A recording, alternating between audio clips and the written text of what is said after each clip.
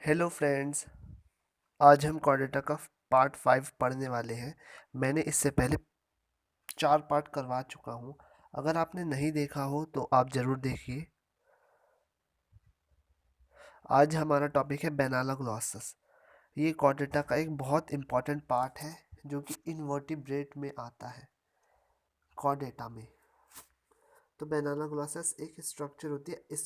इसका common name a tongue worm है, यानी कि टंग यानी कि जीभ और वॉर्म यानी कि कीड़ा।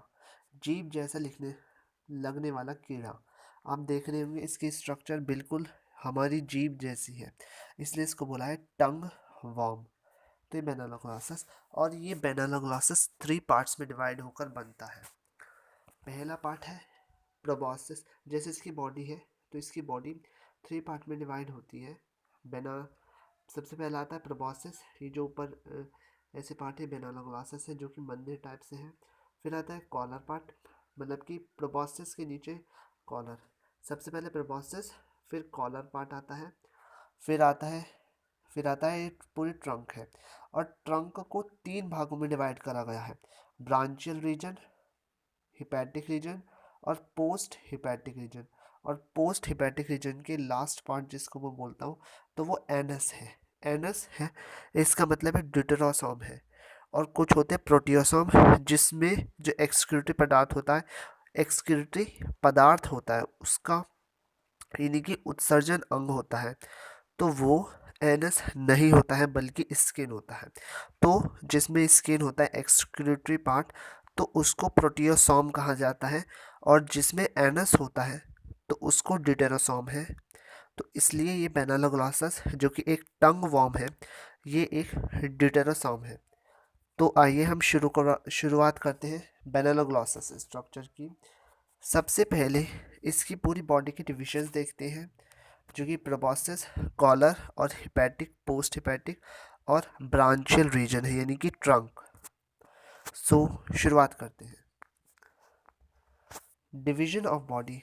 The body is unsegmented but divisible into 3 distinct region or parts: proboscis, collar and trunk. First part proboscis. The proboscis or protostome is the anteriormost, यानी कि anterior most यानी कि शुरुआत का पार्ट ऑफ द बॉडी, यानी कि protostome प्रोबॉसिस सबसे body के शुरुआत का पार्ट है। इट इज़ शॉर्ट, ये छोटा होता है, क्लब शेप्ड है और conical and circular in cross section, यानी कि जब क्रॉस सेक्शन, यानी कि जैसे कोई बैटरी है, जब इसको ऐसे से छोटे छोटे भाग में तोड़ते हैं तो इसमें ऐसे स्ट्रक्चर बन जाती है। इस भाग को क्रॉस सेक्शन एरिया बोलते हैं, यानी कि ये जो भाग है क्रॉस सेक्शन एरिया हो गया। तो यानी कि ये काटने पर गोल गोल हो जाता है, यानी कि क्रॉस सेक्शन इसका सर्कुलर होता है। It has thick muscular wall. इसमें थिक यानी कि मोटी मस्कुलर वॉल है। And is hollow with in, और अंदर से ये हॉलो है, यानी कि गड्ढा हो रहा है इसके अंदर। जैसे कोई बोन होती है, ह्यूमन की बोन होती है, तो उसमें जो अंदर होता है खोखला होता है, गड्ढा होता है, जिसको हम हॉलो बोलते हैं। उसके अंदर कुछ भरा हुआ नहीं होता है, तो इसलिए इसकी जो मस्कुलर वॉल है वो हॉलो है, यानी कि उसके अंदर को कोई कुछ भी भरा हुआ नहीं है। Its cavity or proboscis coelom communicates with outside through a minute proboscis pore, यानी कि ये बाहर जिसके जिसके सहारे जाती है, इसकी बाहर जो ओपनिंग है वो है माइन्यूट, छोटे छोटे प्रोबॉस्सिस पोर है, जो कि इसके मिड डॉर्सल यानी कि इसके पीछे नेरेट्स बेस, उसके बेस पर है। इन सम स्पेसिस, यानी कि प्रोबॉस्सिस, अगर कोई एनिमल है तो उसके यहाँ पर छोटा सा अंग होता है जिससे वो अपने सभी एक्सक्रीटरी पदार्थ को बाहर निकालता है। तो इसमें प्रोबॉस्सिस में एक छोटा सा पदार्थ पोर है, प्रोबॉस्सिस पोर, जिससे वो बाहर की तरह सभी चीज़ों को एक्सक्रीट करता है, यानी कि बाहर इससे अपनी बातें करता है, कम्युनिकेट करता है। In some species the proboscis pore ends blindly and there are two pores. Proboscis pore में कुछ कुछ स्पेसिस में 2 पोर्स होते हैं। पोस्टीरियरली नीचे की side the proboscis narrow into a slender neck or proboscis stalk which is attached to collar. यानी कि प्रोबॉस्सिस नैरो यानी कि चौड़ा हो जाता है into a slender neck or proboscis stalk which is attach to collar, जो कि कॉलर से अटैच है। Below the stalk the base of proboscis bear U shaped ciliated epidermal depression called the pre oral ciliary, यानी कि stalk के नीचे U shaped ciliated epidermal depression होता है जिसको प्री ओरल सिलियरी बोला गया है। Organ, it means testis equally and water entering the mouth, यानी कि इसके मुंह में इसी पोर्स की हेल्प से पानी जाता है। तो आप देख रहे होंगे ये प्रोबॉस्सिस है, प्रोबॉस्सिस के नीचे कॉलर है और प्रोबॉस्सिस एक पोर की हेल्प से कॉलर से कम्युनिकेट्स करता है, यानी कि कॉलर में एक पोर की हेल्प से जाता है। अब सेकेंड पार्ट आता है कॉलर। द कॉलर और मीजोजोम, कॉलर जिसको मीजोजोम भी कहा जाता है, इज द मिडल यानी कि बीच का शॉर्ट छोटा और सिलेंड्रिकल पार्ट है। इट्स फ्लैप लाइक यानी कि ढीले ढाले जो होते हैं फ्लैप लाइक, उसको कॉलरिटो बोला गया है, कॉलरिटी कॉलरिटी बोला गया है। Completely surrounds and conceals the proboscis stalk, जो कि पूरी तरह घेरे हुए हैं, सराउंड यानी कि घेरे हुए, कंसील छिपाते हैं, घेरे हुए हैं और छिपाते हैं, प्रोबॉस्सिस की स्टॉक को छिपाते हैं। आप देख रहे होंगे यहाँ पर कहीं प्रोबॉस्सिस की स्टॉक नहीं दिख रही है, यानी कि कॉलरेटो ने उसको छिपा लिया है प्रोबॉस्सिस स्टॉक को और उसको चारों से घेर लिया है। Below the proboscis stalk the collarette or collar rim, collar की जो रिम है encloses a permanently open wide aperture the mouth, यानी कि ये एक अपर्चर को घेरे रखते हैं जो कि माउथ है, यानी कि इसके बीच में एक अपर्चर होता है जिसको माउथ बोला गया है और एक कॉलरिटी उसको घेरे रखता है चारों तरफ से, जैसे प्रोबॉस्सिस स्टॉक को घेरे रखता है वैसे माउथ को चारों तरफ से घेरे रखता है। It opens into the buccal cavity inside the collar, यानी कि बकल कैविटी जो कि कॉलर के अंदर है उसमें जाकर ओपन होता है। The posterior end of collar is well demarcated from the trunk by a circular construction, यानी कि ये जिसका पोस्टीरियर एंड होता है कॉलर का वो सर्कुलर कॉन्स्ट्रक्शन की सहायता से ट्रंक में कम्युनिकेट करता है या पोर होता है। The wall of collar is thick highly muscular and encloses a cavity the collar coelom, यानी कि जो कॉलर की जो वॉल है वो थिक है, मोटी है, मस्कुलर है, मसल्स है और एक कैविटी को घेरे हुए है जो कि है collar coelom. It opens to outside through a pair of collar pores into the first pair of gill pouches, यानी कि ये गिल पाउचेस के मतलब कि इनके अंदर गिल पाउचेस होते हैं, इनके अंदर गिल पाउचेस होते हैं और ये बाहर की तरफ से एक पेयर ऑफ कॉलर पोर्स जो कि गिल पाउचेस है उसकी सहायता से खुलते हैं। अब आता है थर्ड पॉइंट जो कि है ट्रंक यानी कि गला, जिसका ही गला है। The trunk or metasome is the posterior and largest part of body, यानी कि जो ट्रंक है ये जो पूरी ट्रंक है ये सबसे बड़ा पार्ट होता है बॉडी का और ये पोस्टीरियर भी है, posterior part of the body.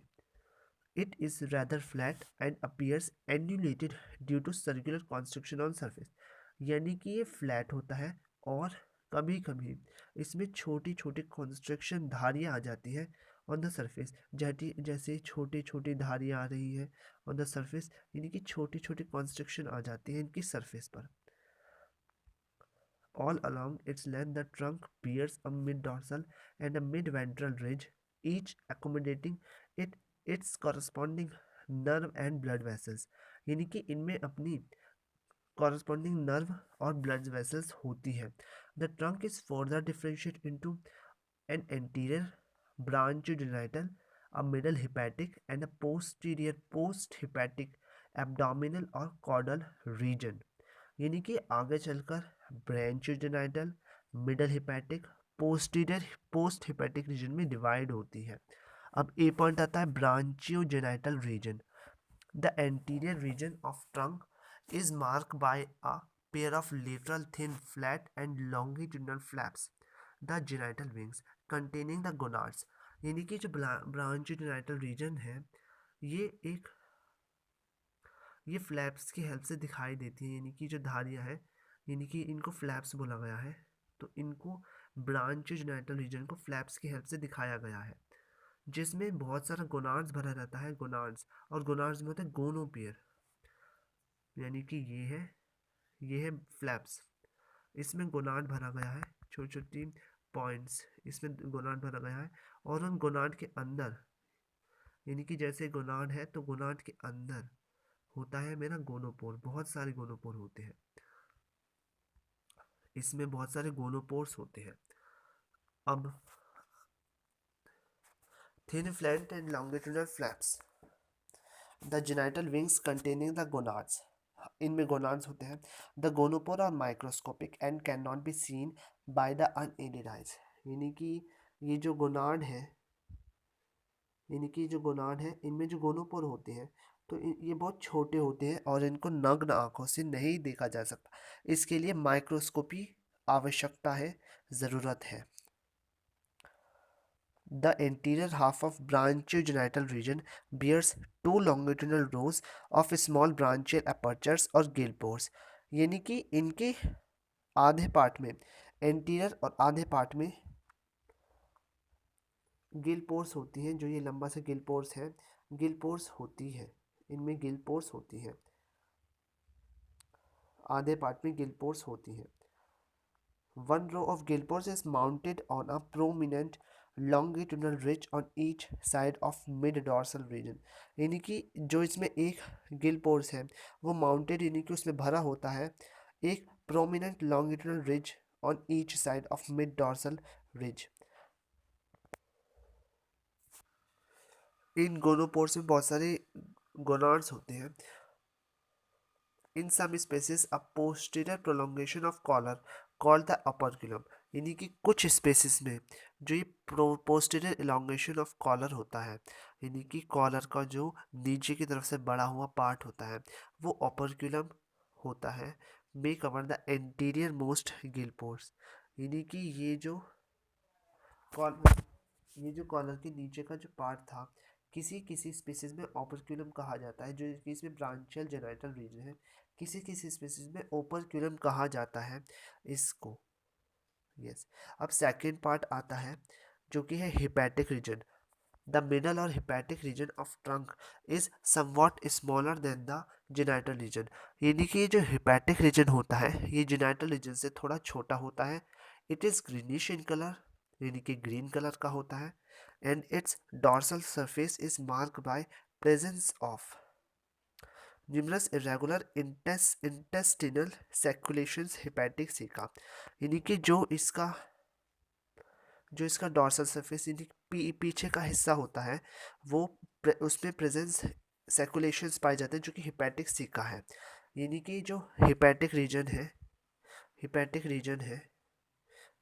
Reason है, इसमें छोटी छोटी ये सेकुलेशंस पाए जाते हैं, छोटे छोटे धारियों को सेकुलेशंस कहा गया है।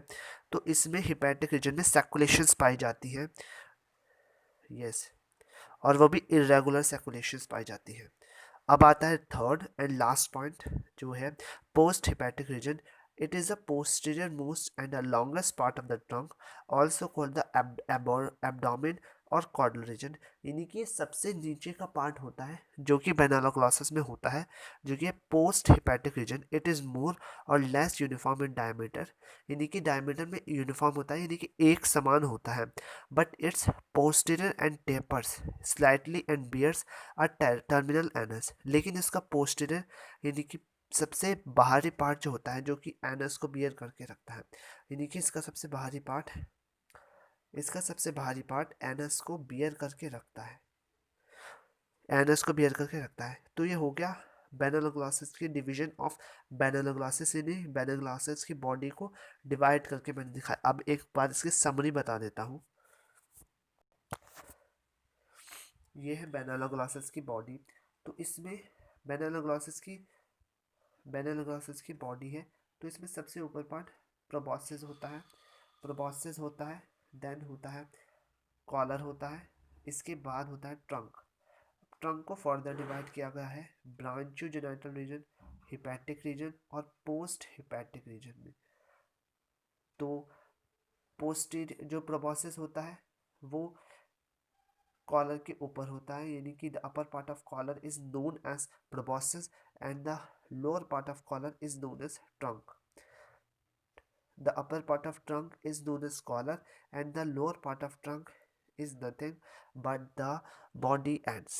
यानी कि trunk is further divided into three region: branchiogenital region, hepatic and post hepatic region. इसमें अगर किसी ने पूछ लिया सबसे बड़ा पार्ट कौन सा है, तो वो है branchiogenital region, जिसमें फ्लैप्स यानी कि चप्पू होते हैं. ये सब चप्पू होते हैं और इसमें ही गोनोपॉर्स होते हैं. तो अगर आप आज की वीडियो आपको पसंद आई हो तो प्लीज़ लाइक करें और चैनल को सब्सक्राइब करना ना भूलें.